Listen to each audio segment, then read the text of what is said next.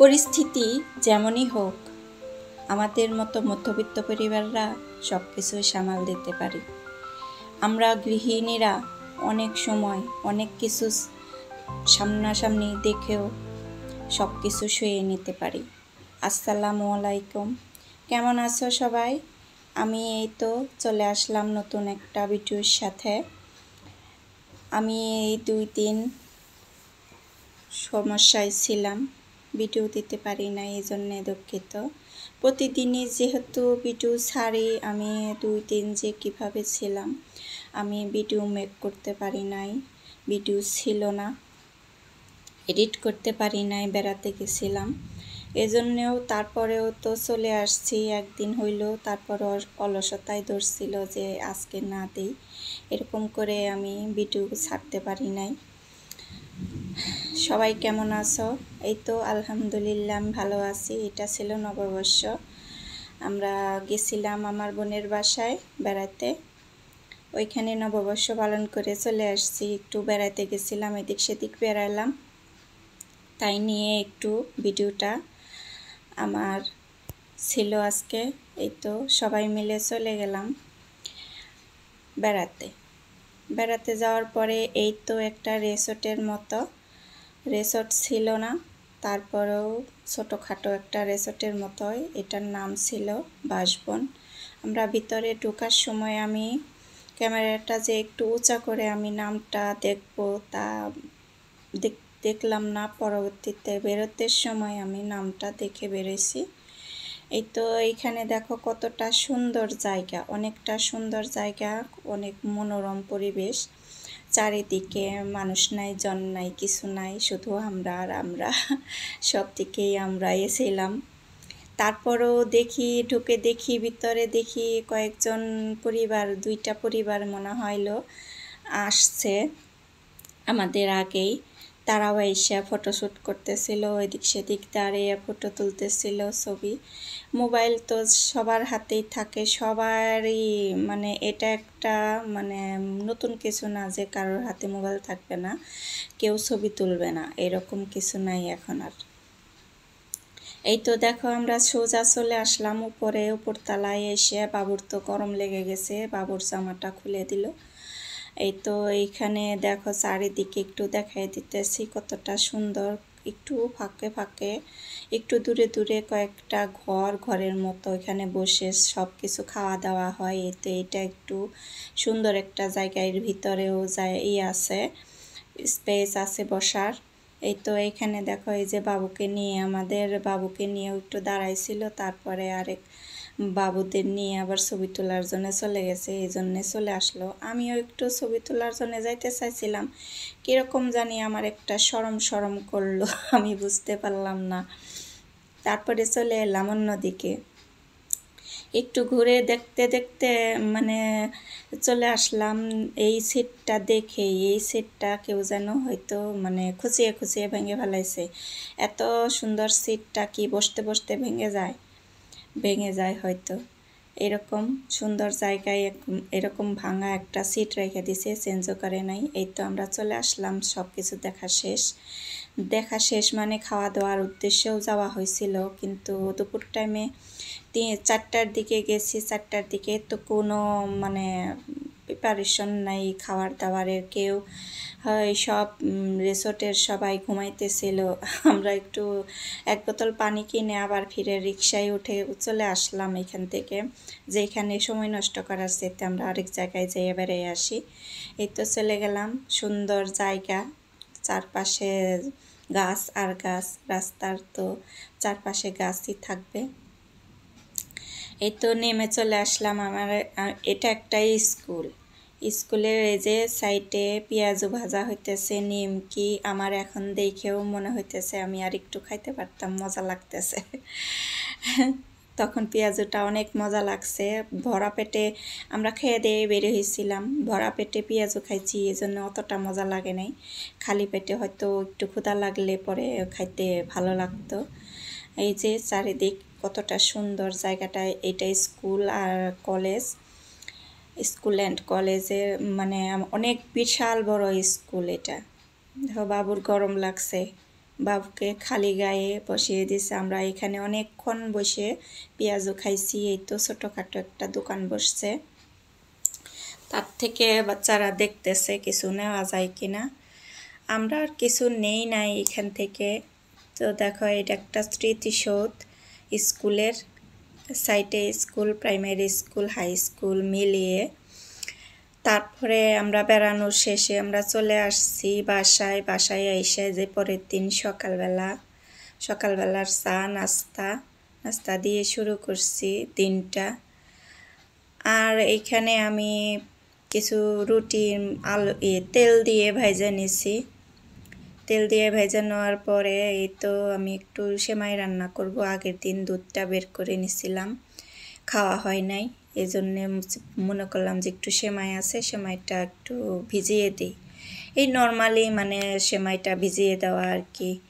আমি তেমন একটা মানে ঝামেলার কাজ আমার করতে ইচ্ছা করে না। অনেক ধরনের খাবার আছে, অনেক ধরনের ডেজার্ট আছে, মধ্যে মধ্যে করতে ইচ্ছা করলেও ওই অলসতার কারণে আমার করা হয় না।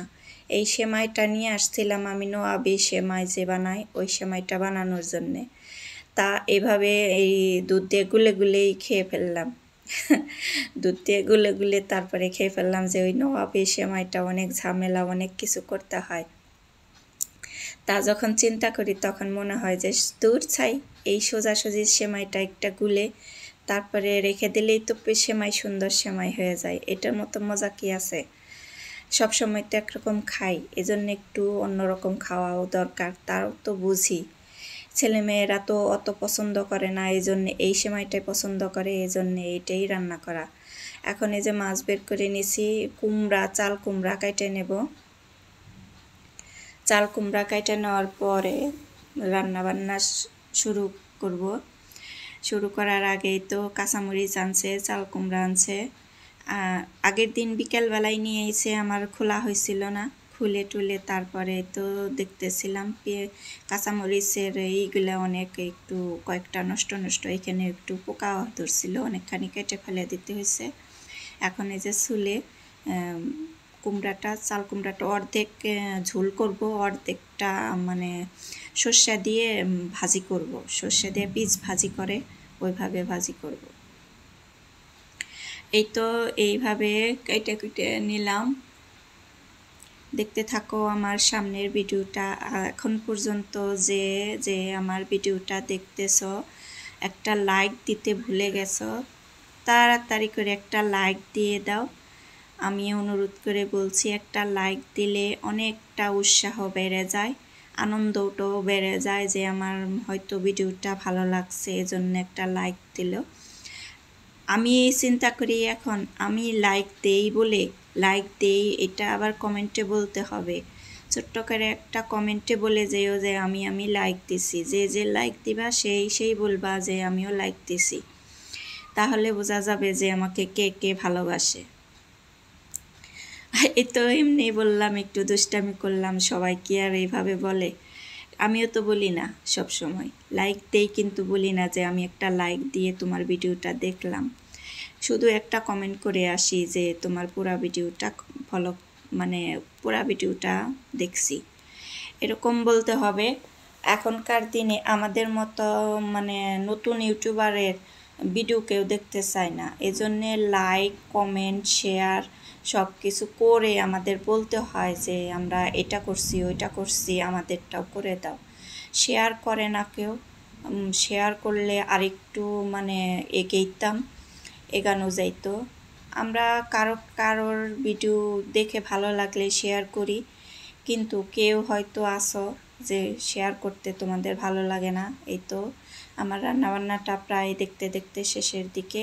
এখন শুধু কুমড়া যে পিস করে রাখছিলাম ওইটা সিদ্ধ করেও নিছি। এখন এই যে সর্ষে ব্লেন্ড করে নেওয়ার পরে এখন কুমড়ার মধ্যে মাছ দিয়ে দিলাম ঝোলে। এখন কুমড়ার পিসগুলা এইভাবে পেঁয়াজ মরিচ জিরা বাটা রসুন বাটা এগুলা সব দিয়ে মাখিয়ে নিয়ে এখন পিসগুলা মাখিয়ে ভেজে নেব। এখন আমাদের মতো মধ্যবিত্ত পরিবাররা অল্প টাকায় যে সামান্য হাত খরচে টাকা জমিয়ে যে কিছু কিছু করতে পারি, এটা আমাদের মতো মধ্যবিত্তদেরই মানে বিশ্বাস করা যায় যে আমরা কিছুটা মানে অনেক কষ্ট করে অনেক কিছু স্যাক্রিফাইস করে আমাদের এটা সেটা করতে হয়।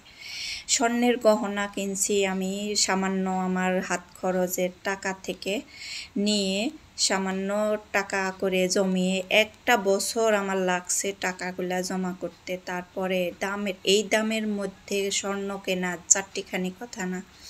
আমাদের মতো মধ্যবিত্ত পরিবারের আর কি, আমরা যেহেতু আমাদের অনেক টাকা পয়সা নাই, যাই আছে তার থেকে আমরা কিছু কিছু রেখে দিই। এই তো দেখো এখানে 4,000 টাকা আছে, দেখিয়ে দিলাম তো। 4,000 টাকা আমার মাস খরচ দেয়, হাতে হাতে দেয়। হয়তো বা এরকম 4,000 টাকা অন্য কাউকে দেয় না। তারপরে আমি হয়তো এরকম একটু ভাগ্যবতী আছি যে কিছু টাকা আমার হাতে দেয়, তার কাছ থেকে চেয়ে নিই। অনেকবার বলছি যে এইভাবে চেয়ে নেওয়া আমার ভালো লাগে না। এই তো এই আংটিটা আমার মেয়ের জন্মদিনে আমি উপহার দিছিলাম। এটা 1 আনার একটু কম আছে। স্বর্ণটা 1 আনা 2 আনা, 1 আনা না 2 আনার একটু কম আছে, 2 আনা মানে সরি বলতে ভুলে গেছি। এটা মেয়ের বাবা উপহার দিছে, মেয়েকে মেয়ের বাবা উপহার দিছে। 1 ভরির আছে এইখানে, এইটা আমি দিছি। এইটা আছে 7.5 আনা, 7.5 আনার একটু বেশি আছে। অনেকটা কষ্ট করে টাকা জমা করে মেয়েকে এই উপহারটা দেব বলে অনেক কষ্ট করে আমি টাকাটা জমা করছি। এখন আসলাম কিছু মানে সবটাই তো আর সব সময় শেয়ার করা যায় না। অনেক সময় অনেকটা আছে নিজের জন্যও করি, একটা শুধু কিনছি তা না, এখানে আমার জন্যও কিছু করি, সবার জন্য আর কি কেনাকাটাও করতে হয় ওই মাস খরচের টাকা থেকে, হাত খরচের টাকা থেকে। এরকম করে চলি, সব কিছু ম্যানেজ করে চলতে হয়।